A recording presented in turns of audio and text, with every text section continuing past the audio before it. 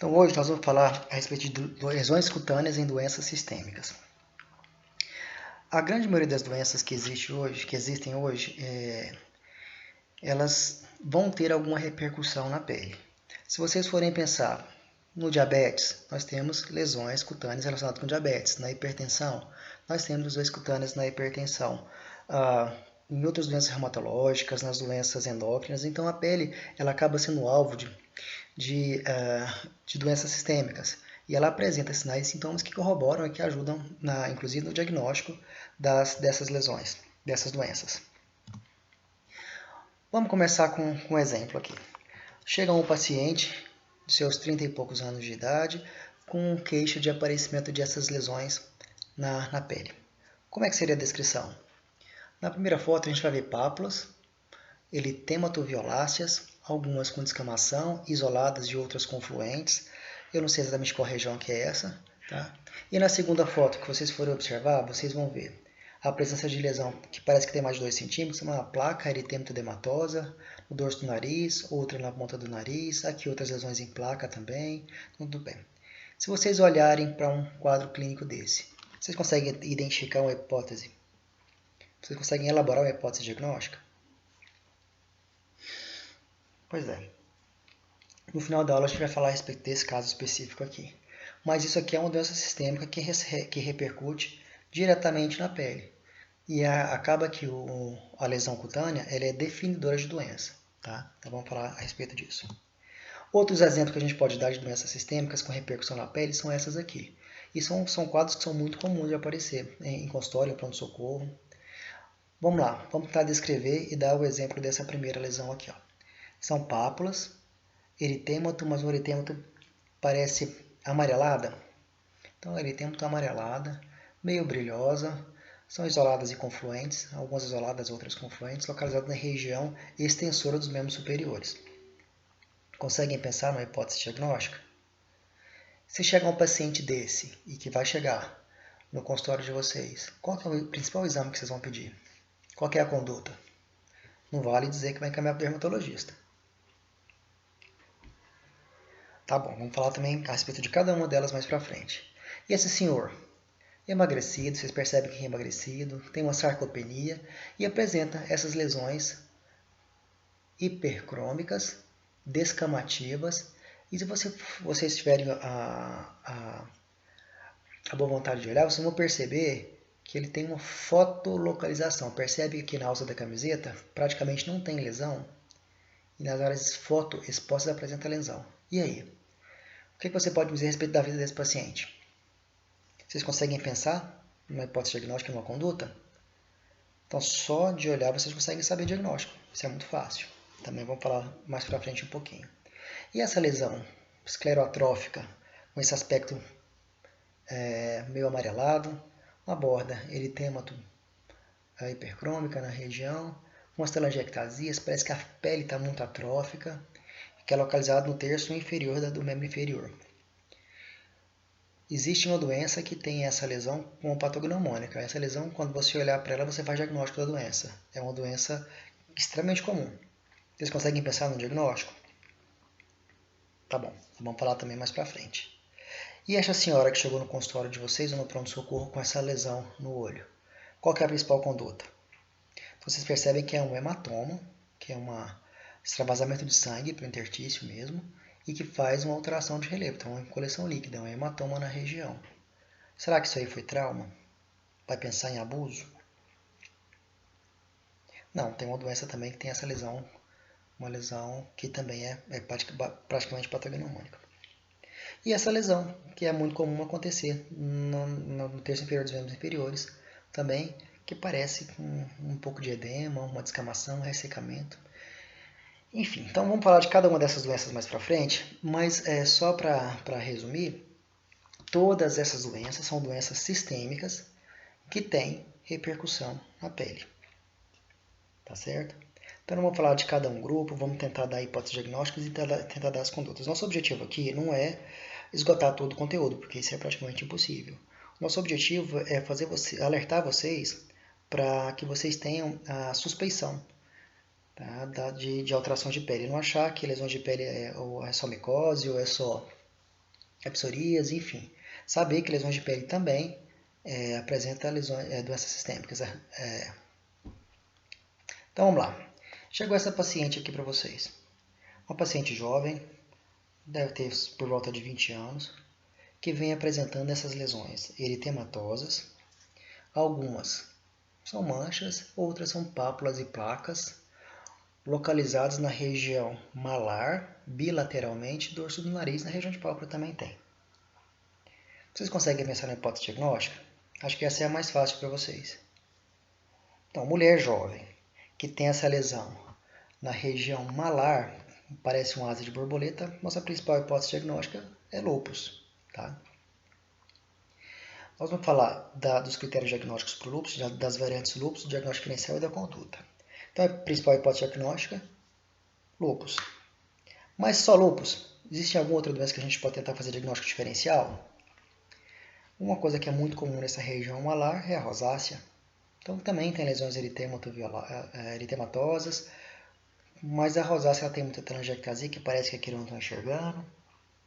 Ela tem uma história da rosácea de piorar, melhorar, especialmente quando está relacionado com calor ou com alterações emocionais, quando fica com muita raiva ou quando bebe álcool. E nesse caso aqui, ela não falou nada disso, né? Não tem na história que ela tem essa piora. São lesões que estão lá fixas e que pioram com a exposição solar. Outra diagnóstico diferencial pode ser a dermatite seborreica, que é uma alteração que acontece de descamação de couro cabeludo, pode também dar na face, atrás na região retroauricular, no tórax e nas costas.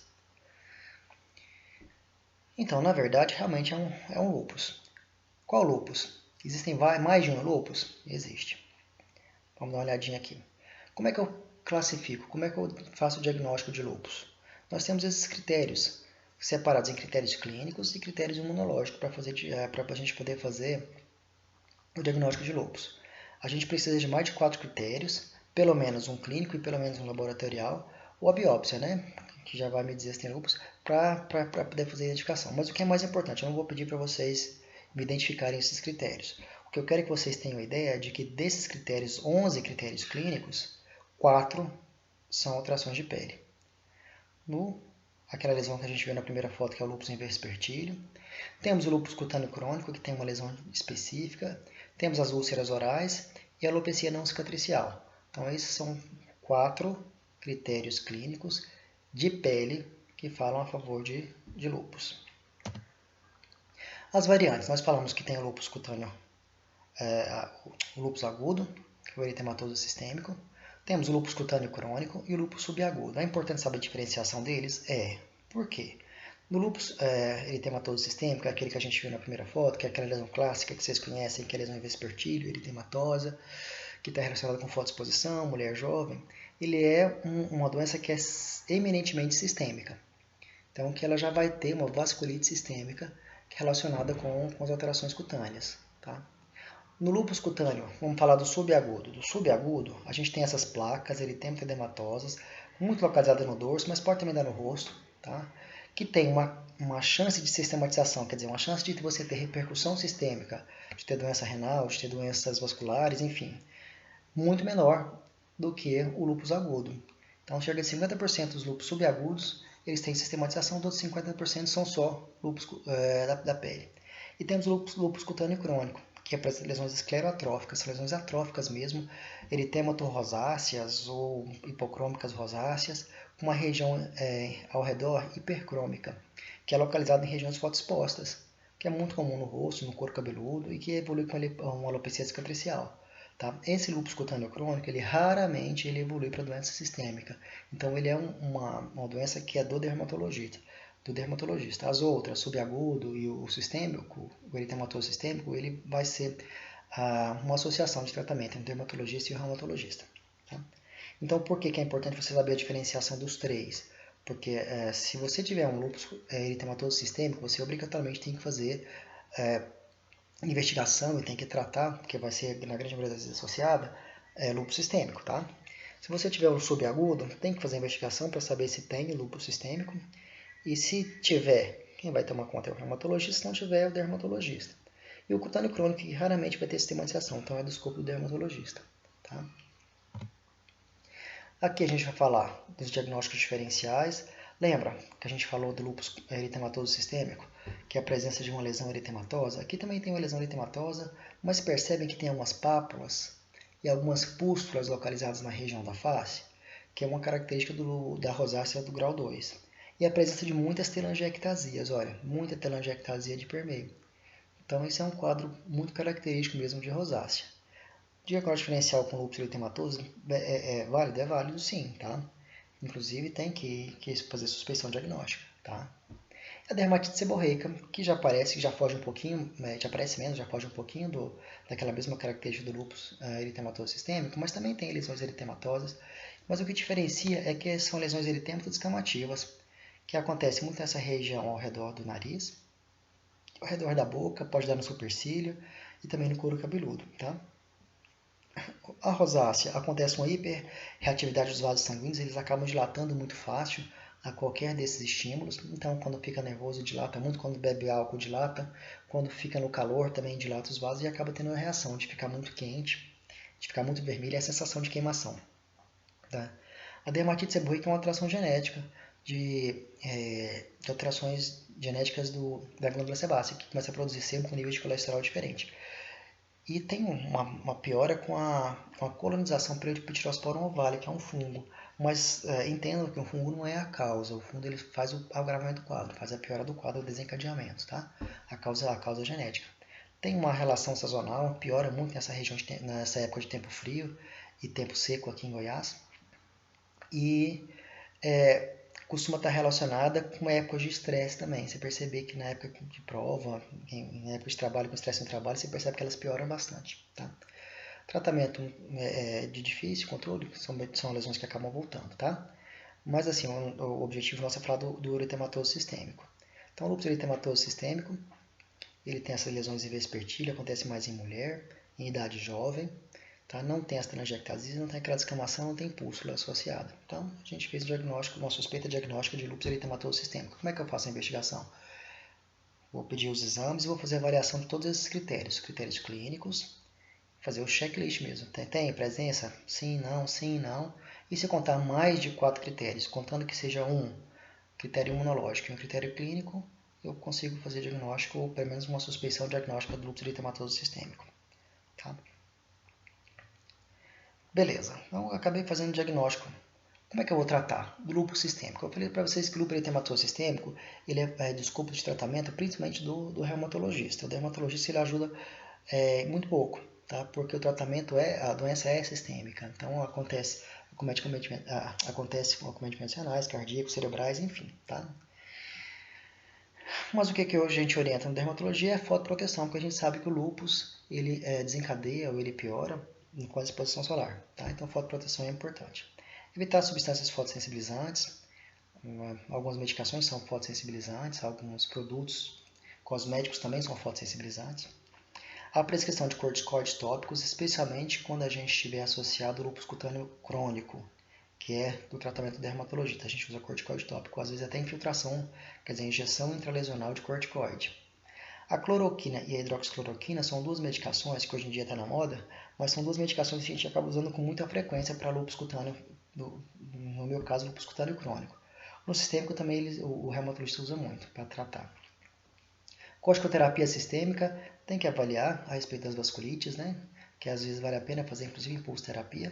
E os imunossupressores em casos um pouco mais difíceis de controle. Em casos mais difíceis de controle. A gente acaba usando imunossupressores sim. Tá? Mas quando eu faço diagnóstico de lúpus eritematoso sistêmico, que é essa primeira lesão aqui, eu tenho que fazer obrigatoriamente um encaminhamento para o reumatologista para acompanhar junto, tá bom? Então, fiz o diagnóstico sistêmico, oriento fotoproteção, faço o diagnóstico diferencial, né, dessa rosácea e da dermatite seborreica e encaminho para o reumatologista. Se for o crônico, eu prescrevo corticoide tópico, faço infiltração, uso hidroxicloroquina em alguns casos, corticoide sistêmico mais raro, mas acaba usando nas crises, e os imunossupressores, que acaba também sendo um tratamento muito eficaz, mas a gente usa, eu particularmente uso em casos um pouco mais difíceis de controle, e casos um pouco mais graves. Então vamos lá, essa aqui é aquela foto que estava na primeira imagem, na segunda imagem. Vocês percebem que é um senhor muito emagrecido, muito sarcopênico. Por que eu estou falando isso? Porque isso vai te ajudar no diagnóstico. Que apresenta essas lesões em áreas fotoexpostas, que são hipercrômicas, com descamação. Descamação mais na borda da lesão. Hipótese diagnóstica. Qual é a principal pergunta que você vai fazer para esse senhor? Vai perguntar se ele bebe. O etilismo é uma das principais causas para desencadear esse quadro. Descrevemos as lesões já, que são lesões hipercrômicas com descamação. E além das lesões, o que ele mais pode estar referindo para você? Ele pode estar referindo a uma diarreia um pouco mais crônica, uma alteração do sensório, da cognição, né? Uma certa demência, a dermatite. Já conseguem pensar? Isso, pelagra. É a pelagra. Então a pelagra ela é uma alteração relacionada com deficiência de vitaminas do complexo B, especialmente de tiamina, que acontece em pessoas que são etilistas, que não conseguem absorver, e não é só em etilista não, acontece também em pessoas que perdem muito peso nas doenças bariátricas, em pessoas que têm alterações absortivas, de absorção, né, nas doenças intestinais, que não conseguem absorver as vitaminas, eles acabam desenvolvendo essas lesões por deficiência de complexo B mesmo, tá? E as manifestações clínicas são essas: diarreia, demência, dermatite e morte. Tá? É um quadro que acaba sendo grave, que evolui sim para a morte. Tá? Diagnósticos diferenciais. Aqui é uma outra da descrição. Isso aqui chama colar de casal, que é uma lesão que é na região fotoexposta, com a mesma característica, lesões hipercrômicas, com crostas, algumas escamação em áreas hipocrômicas quando a crosta destaca. Tá? Então é uma colar de casal, que é uma lesão característica mesmo do pelagra. Então a pelagra, manifestações clínicas de diarreia, demência, dermatite e death, que seria a morte, então são os 4 Ds. E a causa é a deficiência do vitamina do complexo B. Tá? O alcoolismo é muito comum relacionado, que é a principal causa, mas as dietas restritivas, as cirurgias bariátricas, as síndromes desabsortivas também podem levar à pelagra. Como diagnóstico diferencial, a gente pode pensar na porfiria. A porfiria ela é uma alteração que é muito rara. Eu coloquei aqui porque tem na literatura como diagnóstico diferencial, mas não se preocupem com ela não. Ela é uma alteração genética de porfirinas, tá? Que tem essas lesões ulceradas, eritêmatas, descamativas, crostosas localizadas nas regiões fotoexpostas. Tá? O outro que acaba sendo mais comum diagnóstico diferencial são os fotoeczemas, né? Que é uma dermatite, que é uma irritação da pele localizadas na região que são fotoexpostas. Aqui é uma pessoa que estava usando calça, aqui na região da calça não estava não desencadeou lesão, e bem no chinelo, né? Na proteção do chinelo. Então você percebe que teve essa dermatite na área que é exposta ao sol. Então o fotoeczema também acaba tendo lesões eritêmatas, descamativas, mas aqui tem um pouco mais de lichenificação e não tem aquela coloração acastanhada ou quase enegrecida que a gente vê na pelagra.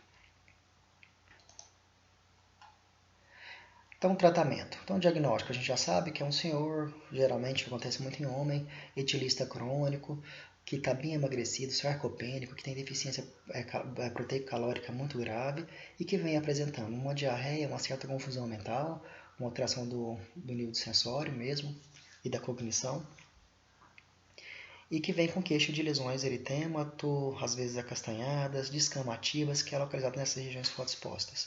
Então, diagnóstico claro de pelagra. Como é que a gente trata? Primeira coisa, suspender a causa, que a causa foi etilismo, tem que orientar para o etilismo, porque senão vai melhorar. Se a causa for dieta restritiva, orientar uma dieta mais balanceada. Se for uma síndrome desabsortiva, tratar da síndrome desabsortiva, senão fazer reposição. Né? Então, o mais importante é você tirar o fator desencadeante. Tirou o fator desencadeante? Claro, repouso no leito, porque são pessoas que têm uma fragilidade, eles se sentem muito fracos mesmo, a astenia é importante. Alimentação adequada, então voltar para a alimentação rica proteico-calórica. Né? Fotoproteção, já que nós percebemos que é uma lesão que acontece nas áreas que são fotoexpostas, então fotoproteger é uma forma muito interessante de a gente diminuir as lesões. A dieta que eu já falei para vocês, hiperproteica. A reposição de tiamina, ácido nicotínico, na dose de 100 a 300 mg por dia. E a complementação também de outras vitaminas do complexo B, porque às vezes tem deficiência de B1, B2, B6, B12, enfim. Tá? Então, fazer a reposição dessas vitaminas. Se a pessoa parar de beber, não pegar sol e se alimentar direitinho, isso volta para o normal. Tá? Melhora a diarreia, melhora a demência e a dermatite também melhora. Tá? Então são pessoas que que são etilistas crônicos e isso é um fator, gera um fator social interessante e importante, porque são pessoas que a gente sabe que o alcoolismo não é doença, né? Que necessita de tratamento. Enfim, e aí acaba sendo difícil, porque aí existe a recorrência, né? As pessoas voltam sempre a beber e acabam desencadeando o pelágio de novo. Certo? Vamos para um próximo? Então eu trouxe essa foto aqui, esse quadro, não porque é comum, porque na verdade é um quadro mais raro, mas o diagnóstico diferencial acaba sendo muito comum. Quem for fazer pediatria vai acabar vendo lesões parecidas com essa todo dia. Né? Então vamos lá, vamos tentar descrever as lesões. São lesões, nesse caso aqui, parece que exulceradas, parece que é erosão mesmo, né? Que teve uma retirada da camada da pele dessa região. E não só nas regiões orificiais, percebe? Ao redor do nariz, ao redor da boca, ao redor da região genital, região perianal, vocês vão ver uma alteração de descamação. Parece que a pele está descolando mesmo dessa região e está expondo a derma aqui. Tá? Tem algumas lesões ao redor da lesão também, da lesão principal. E pode ter alterações nas regiões sacrais, olha, pode ter na mão, nos pés, também com umas pápulas e placas eritema-descamativas ou eritema-crostosas aqui nessa região. Tá? Isso é a história clássica, é bebê que começou a apresentar essas lesões a partir de 6 meses, quando deixou de fazer a alimentação exclusiva materna. Então a hipótese diagnóstica, na verdade, é uma acrodermatite intraopática, é uma deficiência de zinco. Então são crianças que não metabolizam zinco, que não produzem zinco, enfim, que acabam tendo essa deficiência, que não absorvem zinco, na verdade, e que quando faz aleitamento materno eles conseguem essa reposição de zinco. Depois que deixa de tomar o leite materno, ele começa a apresentar essas lesões. Tá? Mas por que eu trouxe ela? É comum? Não é comum, é doença rara. Mas o principal diagnóstico diferencial, ela está nas dermatites da fralda. Isso aqui acaba sendo comum. A dermatite da fralda é uma dermatite, uma reação irritativa da pele ao contato com a urina. Então, geralmente são crianças que ficam com fralda molhada por muito tempo e acabam desencadeando essas lesões eritematosas aqui na região também da fralda. Tá? Então, você percebe que são lesões bem menos exuberantes, né, e que não tem essa relação direta com a idade. Então, são lesões eritêmatas, às vezes descamativas, com alguma área de liquenificação localizada na região da fralda, que acaba sendo parecida, mas não é tão exuberante quanto aquela da acrodermatite, tá?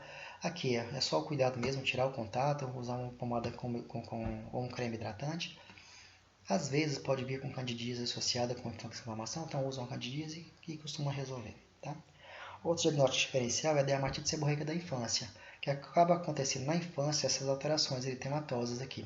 Perceba que não é muito parecido com dermatite intraopática, porque não é na região periorficial, mas não sei, acaba sendo lesões que são parecidas. Tá bom? Então, o tratamento da acrodermatite intraopática é fazer reposição de zinco. Tá? É um caso raro, não é muito importante para vocês saberem, mas eu quero que vocês entendam a diagnóstico diferencial. Tá? Então, aqui, essa aqui é aquela outra foto lá daqueles slides iniciais, mostrando o aparecimento dessas lesões. Vocês percebem que a lesão eritematosa, mas ela é uma eritematosa esbranquiçada, brilhosa, que pode ser disseminada no tronco todo. Então a história desses pacientes, geralmente é paciente jovem, que vem apresentando essas pápulas esbranquiçadas sobre uma base eritematosa, disseminadas por todo o tegumento, e de início súbito e progressivo, e rápido a evolução. Sei lá, com 2, 3 meses de evolução já apresentou todas essas lesões. Então, hipótese diagnóstica. E o mais importante, qual que é o exame que eu vou pedir para confirmar? Então, o exame que vocês vão pedir para confirmar, o mais importante é lipidograma. E se vocês pedirem lipidograma, vocês vão ficar assustados com o resultado do nível de triglicérides. Os triglicérides eles chegam a 7 a 10 mil. 7 a 10 mil. O normal é 100, 150. Eu já vi lesões que chegam a 7 a 10 mil de triglicérides. Então a presença se chama xantoma eruptivo. Tá? É o diagnóstico. Então a presença dessas pápulas esbranquiçadas com uma base eritematosa. Isso é acúmulo de gordura, de triglicéridos na pele, por aumento sanguíneo, por aumento sérico mesmo. São pessoas que têm soro que chama soro lipêmico. que chega a 7 a 10 mil mesmo de triglicérides. É de muito difícil tratamento, porque é uma hipertrigliceridemia familiar. E que o tratamento é usar medicações para tentar abaixar, mas assim, eu já vi alguns casos desse e a gente manda para o endócrino para acompanhar conosco, prescreve, sei lá, 3, 4 medicações hipoglicemiantes e eles chegam lá com triglicéridos de 5 mil, sabe? Baixa muito pouco. Então é um quadro que é de prognóstico bem reservado, tá? Mas a conduta é dosar triglicérides para confirmar o diagnóstico e tratar da hipertrigliceridemia, tá?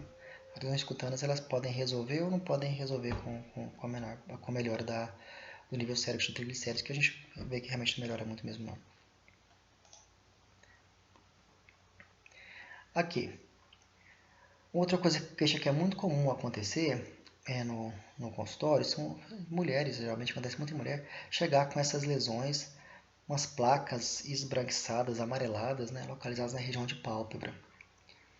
Então, aqui também é uma doença de depósito de triglicéridos, de gordura nessa região. O que acontece é que os estiócitos eles fagocitam algumas gorduras e vêm depositar por algum motivo nessa região. Essas xantelasma, elas podem ou não estar relacionadas com alterações séricas de colesterol, tá? O comum é não estar, mas pode ser que esteja, então vale a pena vocês fazerem a investigação. Então é um quadro que costuma ser crônico e recorrente. Tratamento, nesse caso aqui, é fazer a blefaroplastia, então você tira todo esse excesso aqui, sutura, a cicatriz fica até bem interessante, o resultado de tratamento, mas costuma recidivar, costuma voltar. Em caso que você não tenha esse excesso de pele, você pode tentar fazer a eletrocoagulação ou usar o laser para poder tirar, mas acaba recidivando mesmo. Então são pessoas que vão ter que ficar fazendo tratamento por muito tempo. Tá? E quando existe também o xantelasma, claro, existe os xantomas tuberosos, que são esses acúmulos de gordura que acontecem nas regiões articulares. Isso aqui é um quadro que é bem raro, mas acontece também, uma variação do xantomas que a gente viu, do xantoma eruptivo. Tá? Tratamento também de físico, relacionado com as alterações de lipídios. Né? Diagnóstico diferencial dos xantomas, do xantoma eruptivo que nós vimos lá. Temos a miliária rubra. A miliária é uma alteração relacionada com uma imaturidade das glândulas sudoríparas, que acabam obstruindo na eco do suor e formando, quando sua, e formando essas pápulas. Pode ser que seja pruriginosa. Tá? O tratamento é não deixar suar ou tentar evitar o máximo possível o suor. A acne, quando é uma acne que tem muitas lesões na região das costas, pode sugerir ou pode ser o diagnóstico diferencial dos xantomas, tá? Que apresenta lesões de pápulas e às vezes pústulas localizadas na região. O seringoma, que é um diagnóstico diferencial, mais ou menos, principalmente do xantelasma, né? Que também é uma alteração, que é um acúmulo de dutos sudoríparos écneos aqui na região, é um tumorzinho benigno, que também é muito comum aparecer na região das pálpebras e dá essas pápulas meio brilhosas aqui. Tratamento também é tratamento ou é cirúrgico, retira, ou se não faz a coagulação da região. Costuma ser recidivar também, costuma ser recorrente, e acabando que tem que fazer tratamento de forma permanente. E os tófos gotosos, que é gota, que é acúmulo de ácido úrico, que pode acumular na pele e sugerir outros tipos de xantoma, né? Xantomas tuberosos, que são acúmulos mesmo de ácido úrico. Um tratamento é baixar o ácido úrico, mas também é um diagnóstico reservado. Vamos lá. E aqui?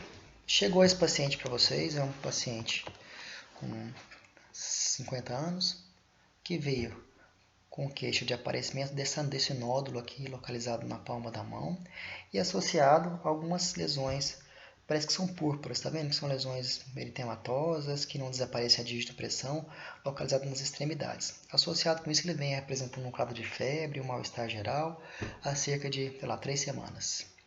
Conseguem pensar na hipótese diagnóstica? Tá. Primeira coisa, vamos dar nome para essas lesões. Quando aparecem esses nódulos localizados na palma da mão, a gente vai chamar de nódulos de Osler. O-S-L-E-R, Osler. Tá? E essas lesões nas pontas dos dedos ou nas extremidades, a gente vai chamar de lesões de Janaway, que são lesões muito sugestivas de endocardite bacteriana, exatamente. Então, a inflamação no endocárdio, que começa a formar uma vegetação, tá, de bactéria mesmo, e essa vegetação lá dentro do endocárdio. Lá no endocárdio, né? Que é essa vegetação, ela acaba soltando microêmbolos, e esses êmbolos eles vão para as periferias, tá? E formam esses microtrombos. Então isso aqui é tudo êmbolo bacteriano, êmbolo séptico, então embolia séptica na região. Tá? Então é uma característica da endocardite. Temos alguns critérios, também não vou pedir para vocês, tá? Mas os critérios para diagnóstico da endocardite, e sabendo que as lesões, que é o embolismo arterial que eu estava falando para vocês, lesões de Janeway, elas podem, e os nódulos de Osler, elas podem estar relacionados com endocardite, fazem inclusive parte dos critérios diagnósticos menores, mas faz parte dos critérios diagnósticos. Diagnóstico diferencial. Uma lesão das mãos, o principal diagnóstico diferencial a gente vai colocar como desidrose, que são essas pápulas também, pode ter descamação, pode ter pústulas localizadas nas extremidades, palmas e plantas principalmente, e pode margear também os dedos e margear o pé. Costuma ter muito prurido e não tem relação com endocardite, não, é uma alteração do sistema imunológico mesmo, começa a produzir anticorpos para essas estruturas aqui, uma inflamação importante e uma relação com o estresse, tá? Geralmente desencadeia na época de maior estresse. O tratamento é mais complexo, eu tenho que usar corticoide tópico, às vezes oral, às vezes até fazer imunossupressão, dependendo da gravidade da lesão, tá? Mas parecem lesões, mas o que diferencia é porque lá são embolias sépticas, são lesões que são púrpuras, né? Essa aqui são lesões pápulas, pústulas e vesículas, né? Nesse caso aqui dá até umas vesículas encastoadas, vesículas e com muito prurido, lá também não tem prurido. O que faz o diagnóstico diferencial do nódulo de Osler é um cisto dermóide. O cisto dermóide ele é o pessoal que chama cisto sinovial. É uma alteração da cartilagem que forma uma bolsa cheia de líquido sinovial aqui na região, tá? Então, às vezes, pode se confundir com nódulos de Osler. Então, outra lesão que a gente vai ver com muita frequência em consultório são essas lesões aqui, olha. Chegou essa paciente obesa, de fototipos um pouco mais elevados, lá para as 4, 5, com alteração em todas as dobras de lesões enegrecidas, um aspecto aveludado e com algumas áreas parecendo fissuras de permeio, mas não tem perda de continuidade, é uma área, olha, uma área de fissuras de permeio, tá? Que é localizada em região de dobra, pode dar no pescoço, pode dar nas axilas, dá muito na virilha, às vezes dá até no dorso das mãos, com esse aspecto aveludado. Então, qual que é a hipótese diagnóstica? Uma pseudacantose nigricante, beleza. Então, chegou uma paciente dessa, obesa, com essas lesões características da pseudacantose nigricante. Qual que é a conduta? Orientar emagrecimento, perda de peso e fazer a investigação de uma hiperinsulinemia. Tá? Na verdade, se você pedir só a glicemia ela vem normal. Por quê? Porque a glicemia está vindo normal para um aumento da insulina. Então, a gente vai pedir sempre a dosagem da glicemia com a insulina, porque vocês vão ver que tem hiperinsulinemia. E quando a insulina está alta, ela estimula o fator de crescimento e acaba formando essas lesões. E se porventura chegar uma pessoa de pele mais clara, magra, que tem uma insulina normal com lesões muito mais exuberantes do que essas, localizadas na região, tanto de dobra, tanto axilas quanto pescoço. Então vamos falar da acantose nigricante. A acantose nigricante verdadeira é uma lesão que está relacionada com malignidade, com câncer. Então, se chegou a essas lesões que não são características da diabetes ou da hiperinsulinemia, você tem que fazer investigação de tumores sistêmicos, tá? Gastrointestinais, mama, enfim. Tá? Vale a pena vocês fazerem essa investigação, porque é muito comum acontecer a acantose nigricante como uma síndrome paraneoplásica. Tá? Então, sempre investiga. Agora, aquela outra lesão que a gente viu na perna, uma lesão meio esbranquiçada, com aspecto atrófico, com a pele bem atrófica, localizada na região da perna. Então, qual que é o nome da lesão? Ela chama necrobiose lipoídica. Qual que é a lesão alimentar relacionada? Qual que é o diagnóstico? Qual que é a doença relacionada com a lesão aqui? É o diabetes. Diabetes mellitus, eles podem ter essas lesões em placa na perna, chamada necrobiose lipídica, como uma lesão patognomônica. Se vocês viram essa lesão, vocês já podem saber que a pessoa tem diabetes. Existe essa vasculopatia do diabetes também, que tem umas púrpuras que acontecem nos membros inferiores. O diabético, como ele tem uma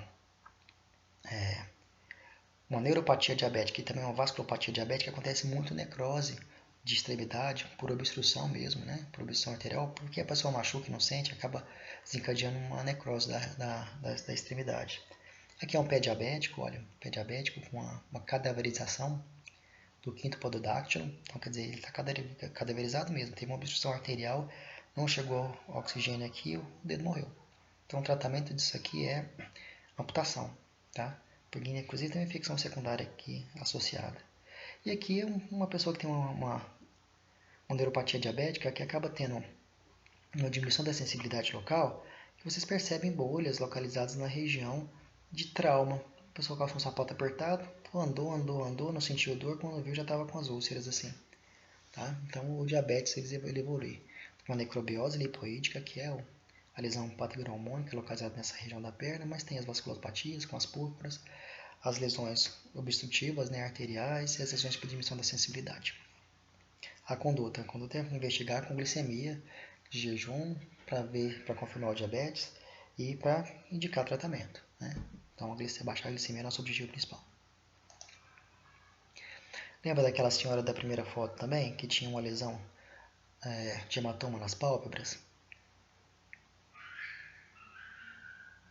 Então, esse daqui é um quadro que está relacionado com microtraumas vasculares, uma fragilidade capilar que acaba desenvolvendo essas coisas. A pessoa coçou o olho e desencadeou esse hematoma na região. E essa mesma doença, chamada de amiloidose, ela pode evoluir com macroglossia, percebe o tamanho dessa língua aqui, e às vezes tem o que chama de líquen amiloide, que é depósito dessa região. Então, o amiloide ele é um metabólito, um resultado da degradação celular, e que quando as pessoas têm alteração de metabolismo, ela pode depositar. Aqui depositou nas artérias, nas veias, e acabou fragilizando. Então, elas se rompem muito fácil e apresentam essas lesões. Tá? Então, é chamada amiloidose, uma doença sistêmica relacionada com o metabolismo. Aqui é um quadro bem grave, a gente tem casos assim, a maioria dos quadros é muito mais leve, mas tem um quadro bem grave de uma alteração intestinal que evolui com lesões de pele. Conseguem pensar? Uma lesão intestinal que tem essas fístulas, as fístulas que são intracutâneas.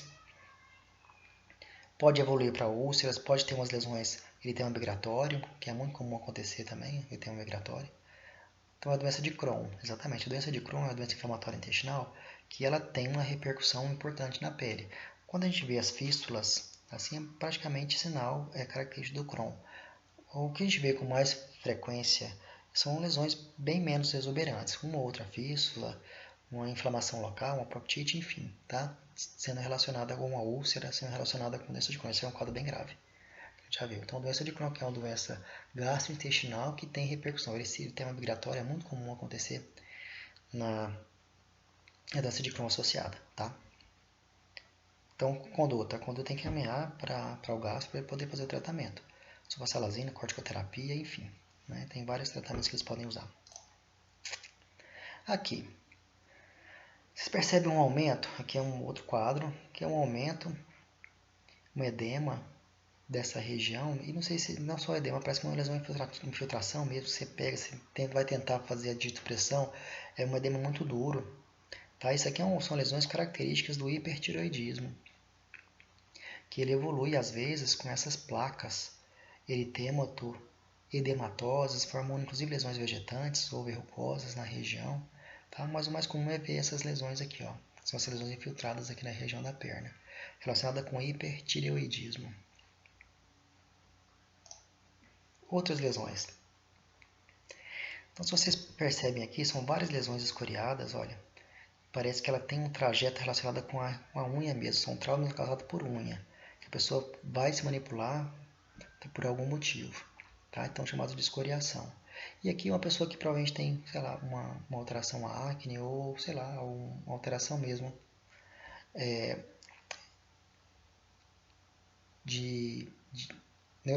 psiquiátrica, né? Então, são lesões relacionadas com escoriação, são lesões auto-infligidas, alterações psiquiátricas, ansiedade, depressão, e até as psicopatias graves mesmo, tipo esquizofrenia, eles acabam evoluindo para para essas lesões. Já vi em consultório chegar paciente com queixa de... elas chegam assim, olha, eu tô com muita lesão no corpo, eu tô com um bichinho andando.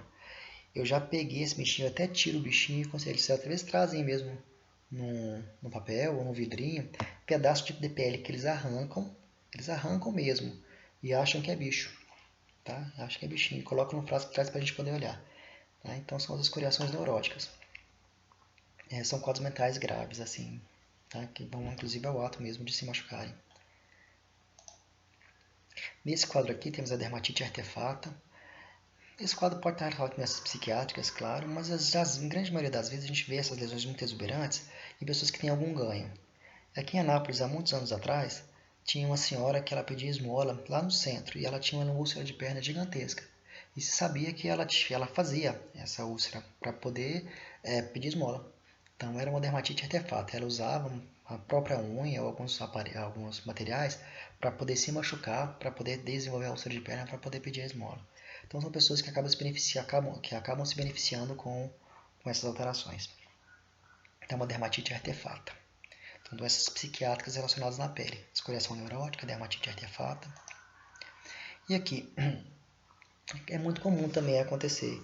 Chegar no consultório, criança, isso acontece muito em criança, né, de seus 7 a 10 anos de idade, com a perda de cabelo localizada em região, geralmente é frontal, mas pode ser occipital, enfim. Mas é bem localizada e com um padrão meio anárquico, assim. A gente não consegue ver uma relação, não é oval, não é triangular, tá? Você vê que o couro cabeludo está praticamente saudável, tem alguns pelos que estão nascendo aqui na região, olha, tem pelos de vários tamanhos nascendo. E você consegue pensar na hipótese diagnóstica? Fungo? Pouco provável, né, que o fungo evolua desse jeito. Que seja uma tinea capitis? Não, pouco provável. Na verdade é um quadro chamado de tricotilomania. É a criança que ela arranca o próprio cabelo. Geralmente está relacionado com alterações psiquiátricas também, depressão, ansiedade, que faz com que a criança puxe o cabelo e arranque. Às vezes ela arranca o cabelo e joga fora, às vezes ela arranca o cabelo e come. E ela vai comendo o cabelo, o cabelo não vai ser digerido pelo suco gástrico e ele acaba formando um tumor no estômago chamado de tricobenzoar. Também já vi isso acontecer. Então, crianças que puxam, engolem o cabelo vai depositando ao longo dos anos e desencadeia esse tumor no estômago chamado de tricobenzoar. Tá? A conduta é psicoterapia. Encaminhar para psiquiatra, encaminhar para psicólogos, para que façam um acompanhamento. Tá? E pronto, e tem essa última aqui, que está relacionado com aquele mesmo quadro que a gente viu lá na primeira foto. Então, são lesões muito exuberantes, de quadros muito comuns. Nesse primeiro caso aqui, se vocês forem dar uma olhadinha, vocês vão ver que são pápulas que estão confluindo, formando lesão tumoral aqui na região. Mas olha, se você pegar cada uma dessas pápulas, aqui é uma pápula umbilicada, uma pápula que tem um biguinho, que tem uma depressão central. Qual que é a hipótese diagnóstica? É molusco contagioso. Mas no paciente imunossuprimido, o molusco contagioso ele acaba evoluindo para essas lesões que são muito exuberantes. Então, essas aqui são lesões relacionadas ao HIV, a AIDS, na verdade, né? Que já tem uma doença evoluída. Então, são pápulas que confluem, formando lesões tumorais, lesões graves disseminadas. Então, é um molusco contagioso no paciente imunodeprimido, no HIV. Outra lesão que é muito comum no HIV se chama de onicomicose branca superficial, que é uma alteração de colonização de fungo, mas na superfície da unha. Em pessoas imunocompetentes você não vai ver essa onicomicose na superfície, o que você vai ver são lesões subungueais.